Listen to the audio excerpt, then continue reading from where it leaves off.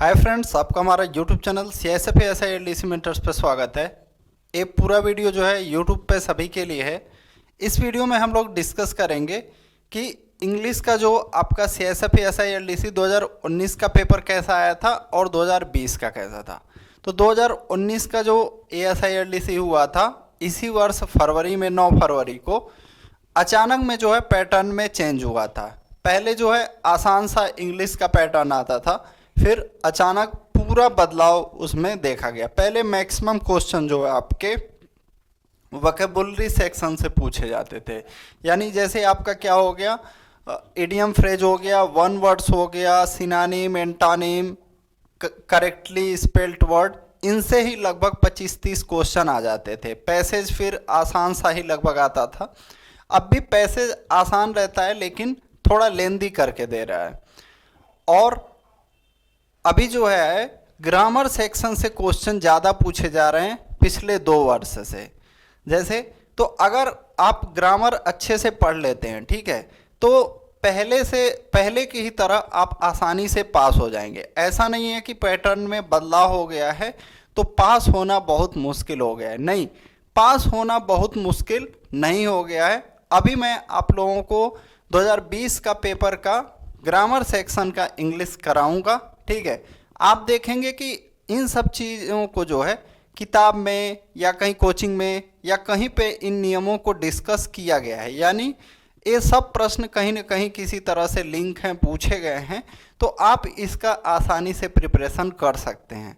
और ASILDC 2021 के लिए मैं फिर बता दूं कि अगर आप अभी हार मान के बैठे हैं तो तैयारी स्टार्ट कर दीजिए, क्योंकि अभी भी वक्त है, उसमें मेरिट नहीं बनने वाला है। अगर आप पास हो जाएंगे सभी सब्जेक्ट में और जनरल OBC के हैं, 100 नंबर पे है तो हो जाएगा 2021 के लिए भी।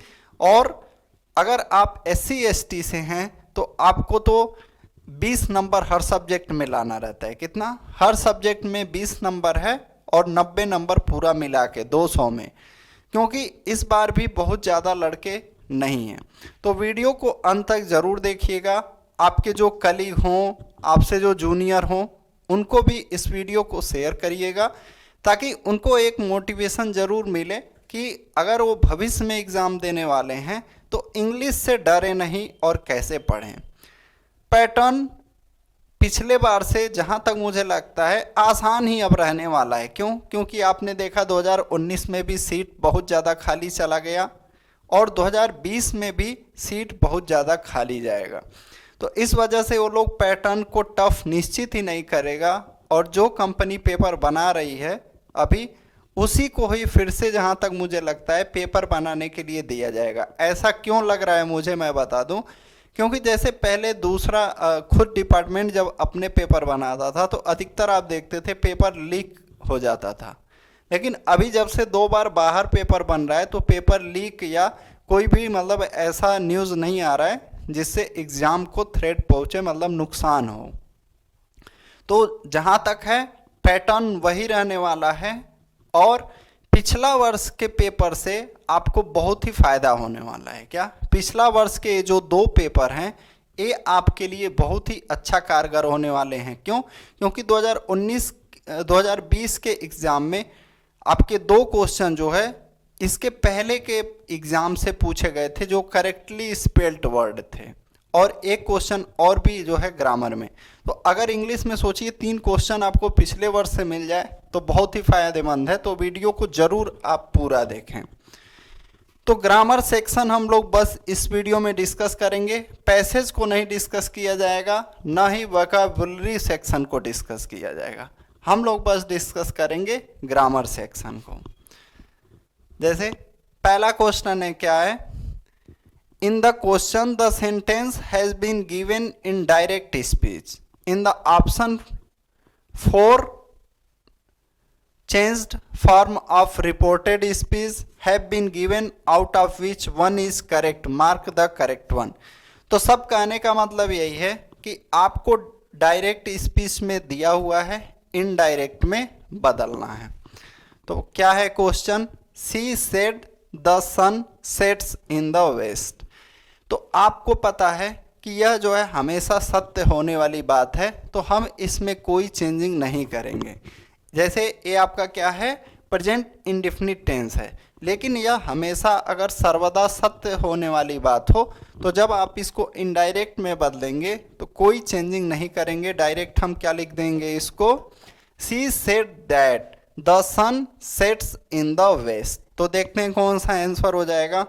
She said that the sun sets in the west, पहला वाला हमारा आंसर हो जाएगा। दूसरा क्यों नहीं होगा, क्योंकि यहाँ पे सेड का प्रयोग हुआ है तो हम सेड का ही प्रयोग करेंगे। She said that the sun sets in the west. अगला क्या है, कर आइडेंटिफाई द करेक्ट सेंटेंस, यानी कि आपको ऐसे 4 सेंटेंस दे दिया गया है, आपको बताना है इसमें से कौन सा सेंटेंस यानी कौन सा वाक्य करेक्ट है। तो एक ग्रामर के जो आपके ग्रामर है उसके नियमों पर आधारित हैं। तो देखते हैं क्या क्या है। जैसे पहला है it is an 1 rupee note. तो क्या लिखा है, it is an 1 rupee note. तो आप यहाँ पे देखेंगे आर्टिकल में मिसमैच है। जैसे यहाँ पे आप लिखेंगे 1, हिंदी में जब आप लिखेंगे 1 तो ये क्या आएगा, व्यंजन हो जाएगा। जब आप 1 को लिखेंगे तो ये कॉन्सोनेंट हो जाएगा हिंदी का। तो इसी हिसाब से आर्टिकल ए या एन का प्रयोग किया जाता है। तो यहाँ पे 1 से पहले ए का प्रयोग किया जाना चाहिए। क्या, it is a 1 rupee note. तो इस वजह से ए हमारा सेंटेंस इनकरेक्ट हो जाएगा आर्टिकल के कारण। किसके कारण, आर्टिकल के कारण। आपका कोर्स में जो है आर्टिकल को पढ़ाया गया है, ऐसे जो है क्वेश्चन आपके सभी कवर कराए गए हैं। फिर क्या है, higher we go cooler we feel, ये भी आपका आर्टिकल से है। यहाँ पे द आर्टिकल का प्रयोग होगा। The higher we go the cooler we feel. क्या, the higher we go the cooler we feel.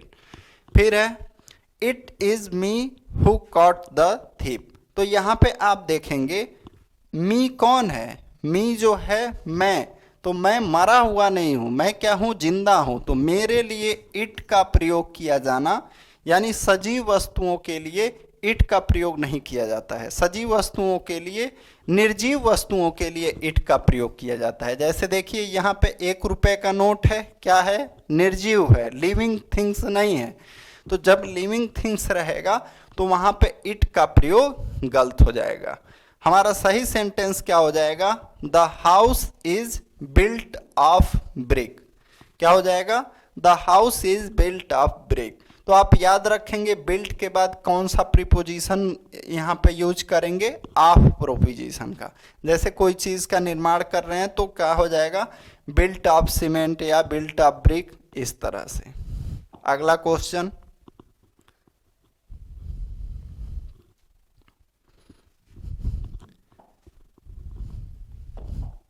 यहाँ पे हमें एप्रोप्रिएट यानी सही प्रीपोजिशन भरना है। क्या, सही प्रीपोजिशन भरना है। तो प्रीपोजिशन जो है थोड़ा, मतलब अगर आप हायर लेवल के लिए एग्जाम के लिए भी तैयार कर रहे हैं या वैसे भी कर रहे हैं, अगर नॉर्मल प्रीपोजिशन आ जाता है, ठीक है, जैसे पिछला बार आया था बिटवीन और एमंग, इस तरह से आया था, तो वहाँ पे आप आसानी से पता कर सकते हैं। लेकिन कभी कभी कुछ प्रीपोजिशन ऐसे होते हैं जो सही है, मैं आपको वही बता रहा हूँ कि स्पेशल उसी शब्द के साथ प्रयोग होते हैं। ठीक है, जैसे यहाँ पे क्या है, डिराइव्ड, तो डिराइव्ड के साथ एक स्पेशल आपका प्रीपोजिशन प्रयोग होता है। तो ये जब आप बहुत ज़्यादा पढ़ेंगे तब आपको पता रहेगा। ठीक है, तो ऐसा नहीं है कि आपको 50 का 50 ही आना चाहिए, मैं रियल बता रहा हूँ। अगर आप इस बार 25-23 भी पास हो जाएंगे तो हो जाएंगे, लेकिन 2022 के लिए जो लोग तैयारी कर रहे हैं उनका इंग्लिश में कम से कम मैं बता दूं 35 तो टारगेट होना ही चाहिए, क्योंकि आपके पास समय पर्याप्त है जो 2022 का एग्ज़ाम देंगे या उसके बाद का एग्ज़ाम देंगे। तो क्या हो जाएगा, the income derived the ownership of land is commonly called rent. तो यहाँ पे डिराइव्ड के साथ जो है फ्रॉम का प्रयोग किया जाता है। किसका किया जाता है, फ्रॉम का। The income derived from the ownership of land is commonly called rent. यानी कि जो हमें किसी जमीन के मालिकाना से मिलता है, ठीक है, उसको हम सामान्यतया क्या कहते हैं? किराया कहते हैं। रेंट क्या कहते हैं? किराया कहते हैं। ये क्या है आपका?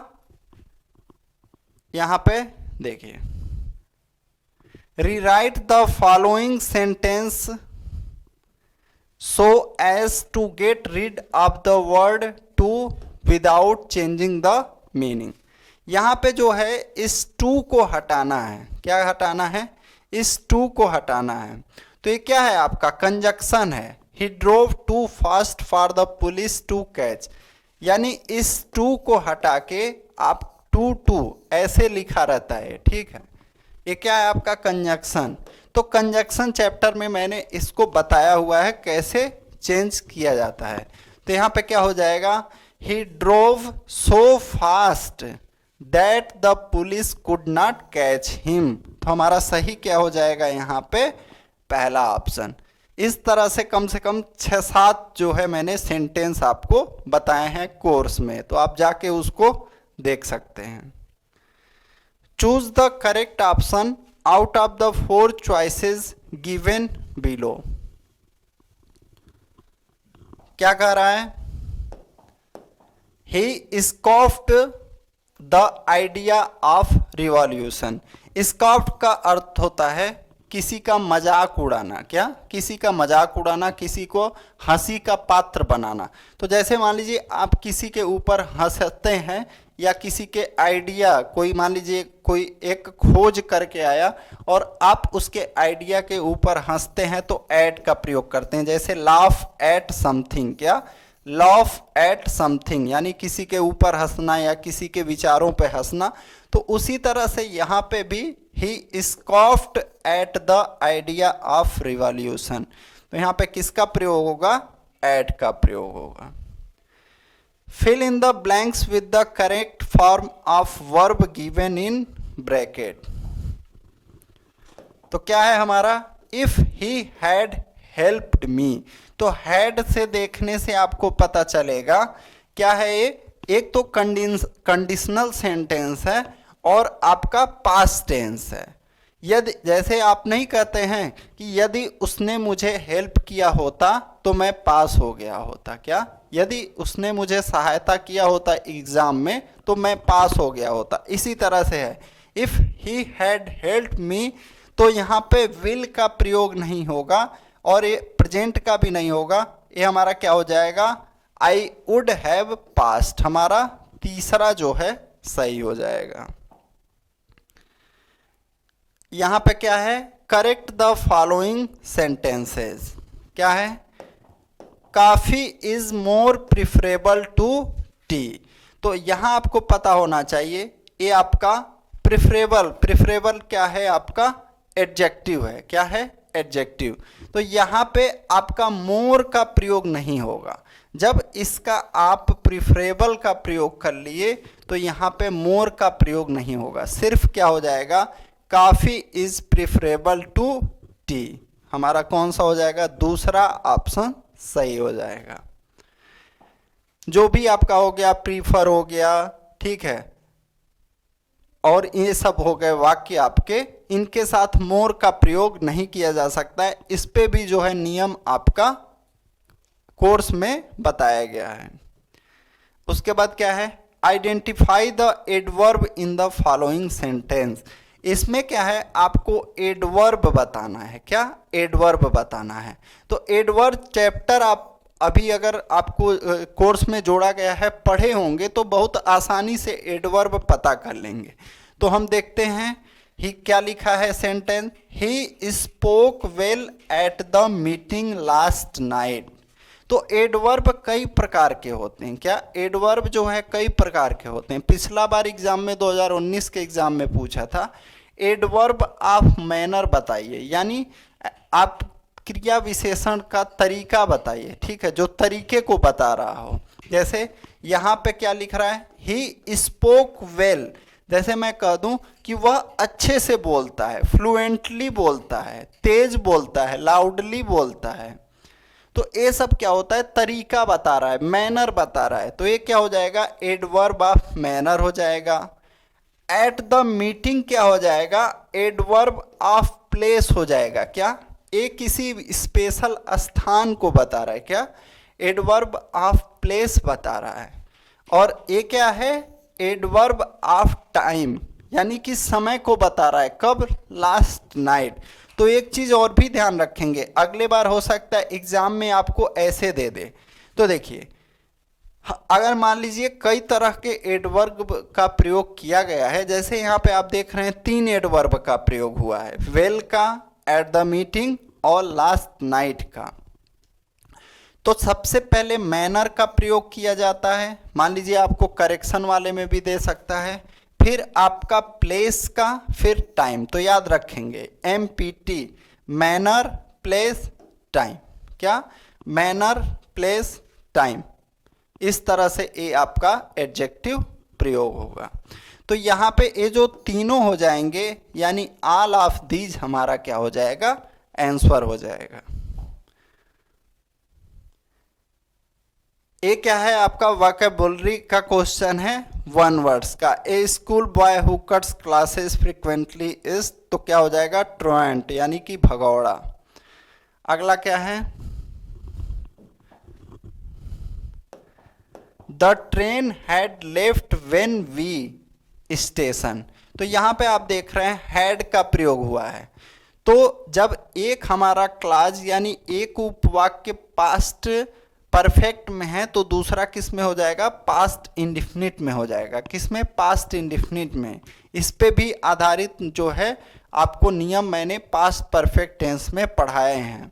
तो क्या हो जाएगा, the train had left when we reached the station. तो हमारा क्या हो जाएगा, तीसरा ऑप्शन सही हो जाएगा। अगला फिल इन द ब्लैंक्स है, क्या है, I never dot dot dot, यहाँ पे टेक का भरना है हमें, ठीक है। ये हमारा वर्ब है, कॉफी व्हेन आई वाज एंग। तो देखिए यहाँ पे नेवर, ये क्या बता रहा है, हमारा पास्ट का किसी आदत को बता रहा है। किसको, पास्ट का आदत का। जैसे आपका सेल्डम हो गया, नेवर हो गया, ऑलवेज हो गया। तो ये सब चीजें पास्ट का बताता है, ठीक है। यहाँ पे हम पास्ट के बारे में बात कर रहे हैं, व्हेन आई वाज यंग। तो पास्ट के लिए क्या होगा, पास्ट इंडिफिनिट का प्रयोग करेंगे। अगर यही हमारा प्रेजेंट का रहता तो प्रेजेंट इंडिफिनिट के हिसाब से लगाते, लेकिन यहाँ पे क्या कह रहा है, व्हेन आई वाज यंग, जब मैं क्या था, यंग था, नौजवान था। तो यहाँ पे आप क्या करेंगे, पास्ट इंडिफिनिट का प्रयोग करेंगे। तो पास्ट इंडिफिनिट के लिए टेक का क्या करते हैं, सेकेंड फॉर्म लगाते हैं। तो टुक क्या लगाएंगे, टुक लगाएंगे। तो क्या हो जाएगा, I never took coffee when I was young. तो हमारा ऑप्शन सी हो जाएगा। Correct the following sentence. तो क्या है हमारा सेंटेंस, क्या है, the teacher said that honesty was the best policy. तो ये हमारा क्या है, सदा सत्य वाला बात हो गया, ठीक है। तो इसमें वाज का प्रयोग नहीं करेंगे, हमारा क्या हो जाएगा, the teacher said that honesty is the best policy. क्या हो जाएगा, the teacher said that honesty is the best policy. क्या है, out of the 4 alternatives suggested, choose the one which best express the same sentence in indirect speech। यानी आपको direct से indirect में बदलना है। तो क्या है, देखिए, he said to his mother। तो यहाँ पे देखिए क्या देखना रहता है, सबसे पहले आपको रिपोर्टिंग वर्ब को देखना रहता है। तो हमारा रिपोर्टिंग वर्ब पास्ट टेंस में है, तो क्या करेंगे, ही टोल्ड हिज मदर। तो यहाँ पे देखिए प्रश्नवाचक है, तो क्या कर देंगे, ही आस्क्ड हिज मदर। क्या, अगर यहाँ पे मान लीजिए प्रश्नवाचक नहीं रहता तो ही टोल्ड हिज मदर करते, लेकिन यहाँ पे प्रश्नवाचक है, इंटरोगेटिव है, तो इसको हम लिखेंगे he asked his mother, he asked his mother. उसके बाद यहाँ पे क्या है, इज द लंच रेडी, क्या, इज द लंच रेडी। तो यहाँ पे क्या हो जाएगा हमारा, देखिए हैज बीन का तो ये प्रयोग गलत है, वाज गलत है, हैड बीन भी गलत है। ये हमारा किस में है, प्रेजेंट में, तो यही हो जाएगा if the lunch is ready. नहीं, एक मिनट, ये हमारा इज है, सॉरी, हमारा तीसरा सही होगा। कौन सा सही होगा, he asked his mother if the lunch was ready. हम इज को किस में बदलते हैं, इज आर एम को, इज आर एम को हम बदलते हैं वाज और वेयर में। किस में, वाज और वेयर में। मैं थोड़ा भूल रहा था, ठीक है। ये वाला हमारा नहीं होगा क्योंकि ये चीज हमारा किस में है, पास्ट टेंस में है। तो यहाँ पे जो रहेगा रिपोर्टेड स्पीच में जो रहेगा, अगर हमारा क्या है प्रेजेंट कंटिन्यूअस है तो उसको हम बदल देंगे पास्ट कंटिन्यूअस में। तो यहाँ पे इज है तो वाज में बदल जाएगा, if the lunch was ready. फिर क्या अगला, fill in the blank with the correct form of verb or sentences or verb or tenses given in bracket. तो देखिए क्या कह रहा है, पहले पूरा सेंटेंस पढ़ते हैं। When the old woman that her grandson for robbery she a big shock, यानी ये पुरानी किसी बात को बता रहा है, पुरानी बात को बता रहा है, ठीक है। व्हेन द ओल्ड ओमेन, तो देखिए पहला भरने वाला क्या है आपका, heard, heard, hears, will hear. तो ये तो प्रेजेंट हो गया, ये आपका फ्यूचर हो गया, तो ये दोनों इसी वजह से गलत हो गया। फिर हर्ड यहाँ पे भी, हर्ड यहाँ पे भी। आगे बढ़ेंगे, दैट हर ग्रैंडसन, यहाँ पे देखिए वाज का प्रयोग हुआ है, ठीक है।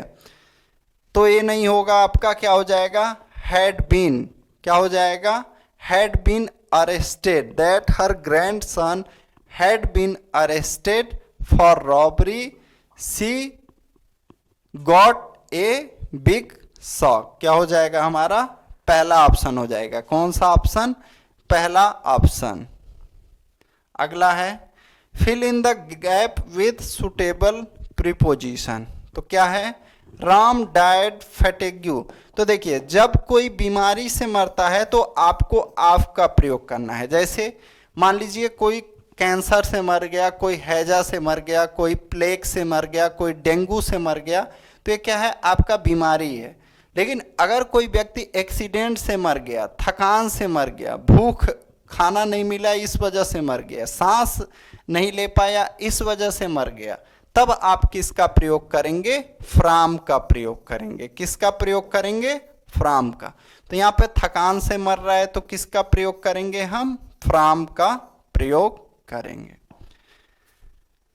फिर क्या है, fill in the gap with the suitable preposition. तो ये भी आपका प्रीपोजिशन आसानी था और ये भी आसानी है। There is a big tree his house. तो क्या हो जाएगा, पहला क्या है, बिफोर। तो ए बिफोर का प्रयोग आप नहीं करेंगे, यहाँ पे क्या करेंगे, इन फ्रंट ऑफ। जैसे मान लीजिए आपको बोलना है मेरे घर के सामने एक पेड़ है, तो क्या कहेंगे, there is a big tree in front of his house. हमें यहाँ पे इनकरेक्ट सेंटेंस को बताना है कि कौन सा जो सेंटेंस है यानी वाक्य है इनकरेक्ट है। थोड़ा बड़ा कर लेते हैं। पहला क्या है, द पेशेंट हैड डाइड। तो यहां देखिए आपका पास्ट परफेक्ट का प्रयोग, बिफोर द डॉक्टर अराइव्ड, यानी एक यहां पे पास्ट इंडिफिनिट में रहेगा। तो ये वाला पहला वाला तो सही है। ही बिहेव्स एज इफ, यहाँ पे इफ का प्रयोग किया गया है तो यहाँ वाज नहीं वेयर का प्रयोग होना चाहिए। तो हमारा इनकरेक्ट सेंटेंस क्या हो जाएगा, ए दूसरा वाला, as he were a king. यहाँ पे देखिए कुछ लोग सोचेंगे कि ब्रेड एंड बटर के साथ ये भी चीज देख लीजिए। अगर इसको गलत बताना होता तो क्या होता, ब्रेड एंड बटर मेक कर देता तब ये गलत होता। क्यों हो जाता, ब्रेड एंड बटर जो है यहाँ पे सिंगुलर है, क्या है, सिंगुलर है, ऐसा नहीं है कि ये प्लूरल है, ये क्या है, सिंगुलर है। इसी वजह से क्रिया में एस जोड़ा गया है ताकि ये भी सिंगुलर बन जाए। ठीक है, तो क्या हो जाएगा, bread and butter make a good breakfast, make से गुड ब्रेकफास्ट। तो हमारा कौन सा हो जाएगा, दूसरा, if he were a king. तो ये क्या हो जाएगा, इनकरेक्ट हो जाएगा। ये सभी जो है आपका ग्रामर सेक्शन में हमारा कोर्स में कराया जा चुका है। आई खाली स्थान एट 5 o'clock एंड फिर खाली स्थान for 2 hours after taking a bath, I breakfast, then I to school on my bike. आप अपनी सुबह का दिनचर्या बता रहे हो, तो इसको हम क्या करेंगे, पास्ट जो है इंडेफिनिट में बताते जाएंगे। क्या करेंगे, जैसे आज का दिन का मुझे बताना है सुबह का कार्यवाही, तो पास्ट इंडेफिनिट में उस चीज को बताते जाऊंगा। I got up, second form past indefinite, verb का second form I got up at 5 o'clock। देखिए यहाँ पे टाइम बता रहा है तो इसके पहले एट प्रीपोजिशन का प्रयोग किया गया है, तो ये चीज ध्यान देना है। क्या है, 5 o'clock, तो एट का प्रयोग किया गया है। And studied for 2 hours after taking a bath, I took breakfast, then I went to school on my bike. यहां पे क्या कह रहा है, 3 sentences have been given, यानी 3 सेंटेंस यहां पे दिए गए हैं। You have to find out the sentence in which an adverb modifies the meaning of another adverb। यानी यहां पे कह रहा है 3 सेंटेंस दिए गए हैं, आपको बताना है कि कहाँ पे एडवर्ब के मीनिंग को, अर्थ को मॉडिफाई या संशोधित कर रहा है। तो देखिए क्या है, राधा सिंग्स वेल, तो यहाँ पे वेल क्या है हमारा, ये जो वेल है ये क्या है, यहाँ पे किसको मॉडिफाई कर रहा है, सिंग्स को मॉडिफाई कर रहा है। क्या, सिंग्स को मॉडिफाई कर रहा है। तो ये जो सिंग है क्या है हमारा, वर्ब है, क्या है, वर्ब है। तो ये चीज हमारा क्या हो जाएगा, एक किसको मॉडिफाई कर रहा है, हमारा वर्ब को मॉडिफाई कर रहा है। तो ये तो नहीं होगा, पहला ऑप्शन नहीं होगा। हमसे पूछ रहा है कहां पे एडवर्ब को मॉडिफाई कर रहा है। दूसरा क्या है, ही स्पीक्स वेरी फ्लुएंटली, तो यहां पे क्या हो जाएगा, आप देखेंगे क्या है, वेरी किसको मॉडिफाई कर रहा है, फ्लुएंटली को, और ये फ्लुएंटली भी हमारा क्या है, एडवर्ब है। यहां पे आप देखेंगे एक एडवर्ब यानी वेरी जो है ये भी हमारा क्या है, एडवर्ब है, ये भी जो है क्या है, एडवर्ब। तो वेरी जो है फ्लुएंटली को मॉडिफाई कर रहा है, यानी यहाँ पे दूसरा हमारा क्या हो जाएगा, दूसरा।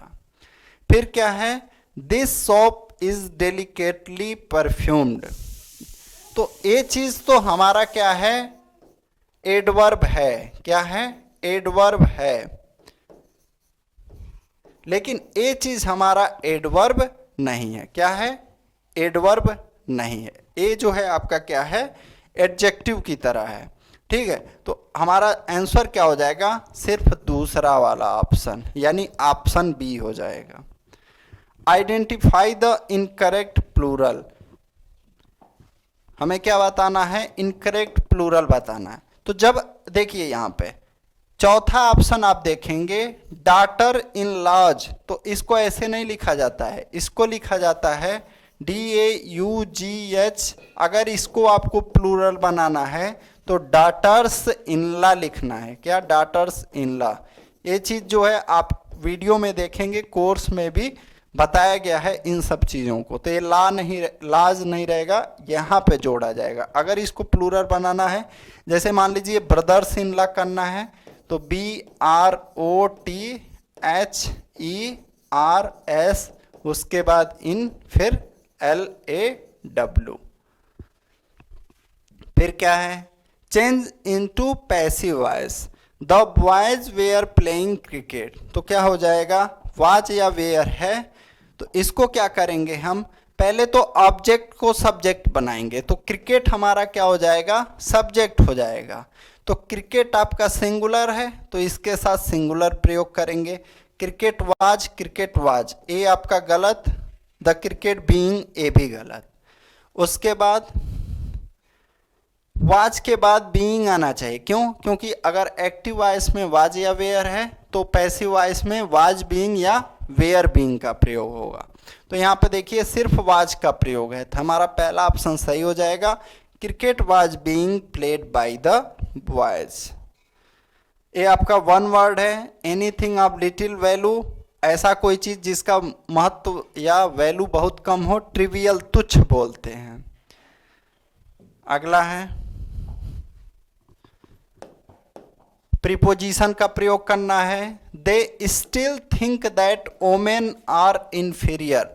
ग्रामर के नियम में बताया हूं, सीनियर, जूनियर, इन्फीरियर, इनके साथ जो है टू का प्रयोग किया जाता है। ठीक है, तो हमारा क्या हो जाएगा, ए हो जाएगा। ये लास्ट क्वेश्चन है आपका, he is dot dot dot tennis. तो जब किसी चीज को आप चाहते हो, जैसे आपको खेलना पसंद है, म्यूजिक पसंद है, तो क्या लिखेंगे, फॉन्ड ऑफ। तो क्या हो जाएगा हमारा, he is fond of playing tennis. Option B हमारा सही हो जाएगा। फॉन्ड ऑफ होता है, क्या होता है, फॉन्ड ऑफ होता है। तो ये फ्रेंड्स आपका जो ग्रामर पूछा गया था उस पे। और बता दूं आपका अब 20 तारीख से आपका फुल मॉक टेस्ट स्टार्ट हो रहा है, और जो फुल मॉक टेस्ट होगा उसमें मैक्सिमम मैं नियमों पे आधारित एक ग्रामर के जो रूल हैं इन पे आधारित क्वेश्चन दूंगा, क्योंकि यहीं से जो है क्वेश्चन आपके पूछे गए हैं। अगर आप कोर्स में ग्रामर अच्छे से पढ़ लेते हैं, मैं रियल बता रहा हूँ, इंग्लिश बहुत ही आसानी से आप पास हो जाएंगे। क्या, इंग्लिश बहुत ही आसानी से पास हो जाएंगे। वोकैब और ग्रामर आप आसानी से अब तैयार कर सकते हैं, क्योंकि हिंदी मीडियम में आपका मिला जुला के हमारा कोर्स में पढ़ाया गया है। तो आज ही जो है आप हमारा कोर्स से ज़रूर जुड़ें, अपने दोस्तों के पास भी ज़रूर शेयर करें, ये आपसे रिक्वेस्ट रहेगा। Thank you.